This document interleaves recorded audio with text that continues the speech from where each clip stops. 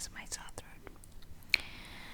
Today's topic is not much for ASMR, it's more for what these days, events, things that is going on around the world that is just very hard to understand, but yet it's still real life. I can't believe this is happening. I don't know what is going on, but I'm still thinking I'm going to wake up or something. So the thing is, I want to tell you more about the things I just found out about Airbnb, which is more about #WeAccept. It's a very nice statement, and it's some efforts that they're doing to help people in need, especially revolving around the situations that we have,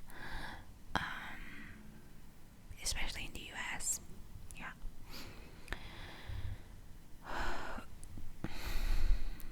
And around the world, I guess. Okay, let me tell you about the statement. I'm recording this on the 7th February 2017, and this statement was up by February 5th, 2017. Did I say 17? Yeah. The statement goes, we believe in the simple idea that no matter who you are, where you're from, who you love, or who you worship, you deserve to belong. We know this is an idealistic notion that faces huge obstacles because of something that also seems simple, but isn't. That not everyone is accepted. People who've been displaced, whether because of war or conflict or other factors, are acutely vulnerable to not being accepted. They are quite literally in need of a place to belong, which is why we've been inspired to take action. We started by providing housing for evacuees of disasters and have since provided housing during 54 global disasters. We partnered with organizations dedicated to the needs of refugees around the world.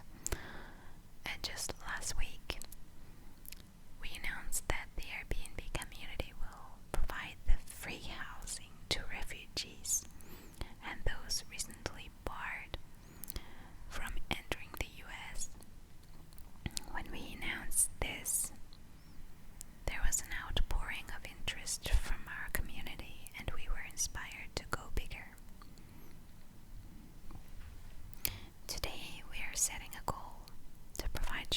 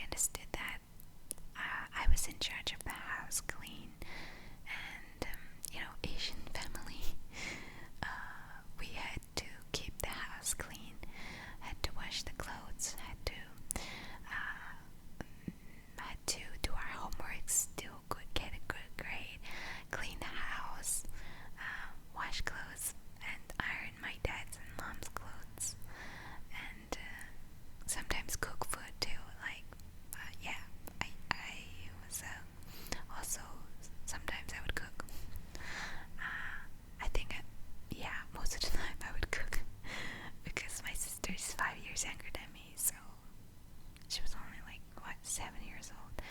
I used to take care of her back in my country growing up, and growing up we had a very hard time because I was the youngest, and I was adored by everybody. Like, oh, that was so cute, little chubby girl. But when I grew up, when I was 5 years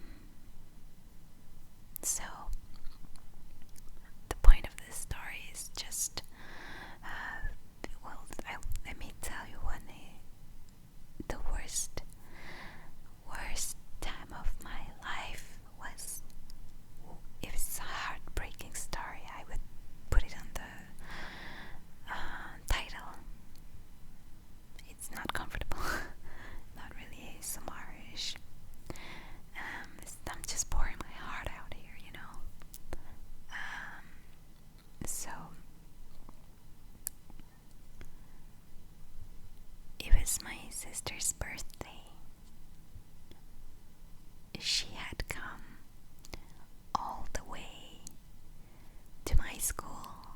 Her school was like 40 minutes away, so she had taken bus, MRT is a train, all the way to my school, and I was going to have a good time with my little sister. I guess that was a good time. Go to McDonald's and have a nice burger, birthday time. That was like a splurging. My little sister splurging is McDonald's. So my little sister came. She's already taller than me, and she's going through puberty because I'm 18 and she's 13, and she has these uniform clothes, shoes and dress and all. And I met her. She looked so sad, and I was like, "Hey, what's happening?" And she just slumped,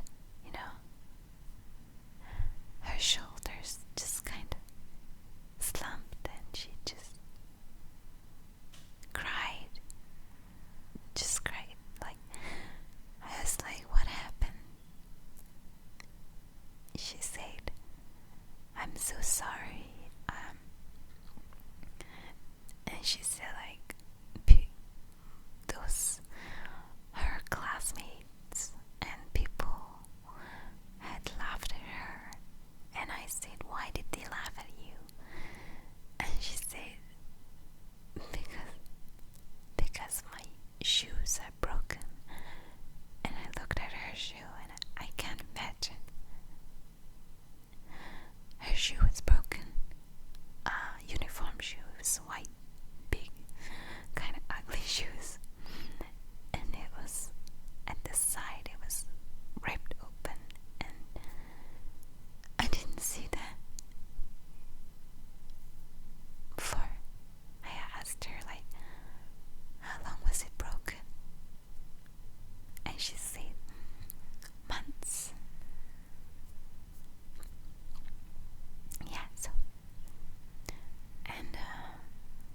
Yeah, so kids had laughed at her, maybe classmates had laughed at her, pointed at her shoe. And that was the worst time of my life, I felt like I let her down, but it's okay. It all turned out great. Because we learned a lot, Okay, anyway, so that day we went to McDonald's. We had fun. I didn't cry because, I don't want to. I want to make her feel better, I want to seem stronger so she'll be stronger. So we went to McDonald's. We had fun. And I gave her money to buy her shoe. And I said, "You always tell me when you need something, you let me know." But she was like crying when she told me that she didn't want to worry me, Oh, so it's such an emotional story.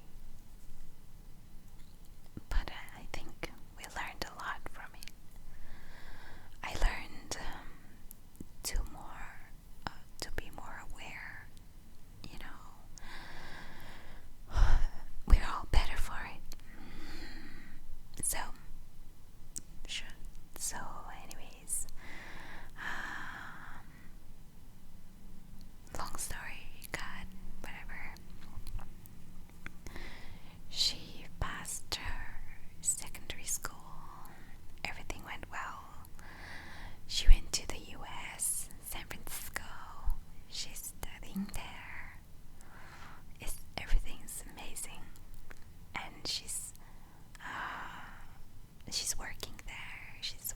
herself.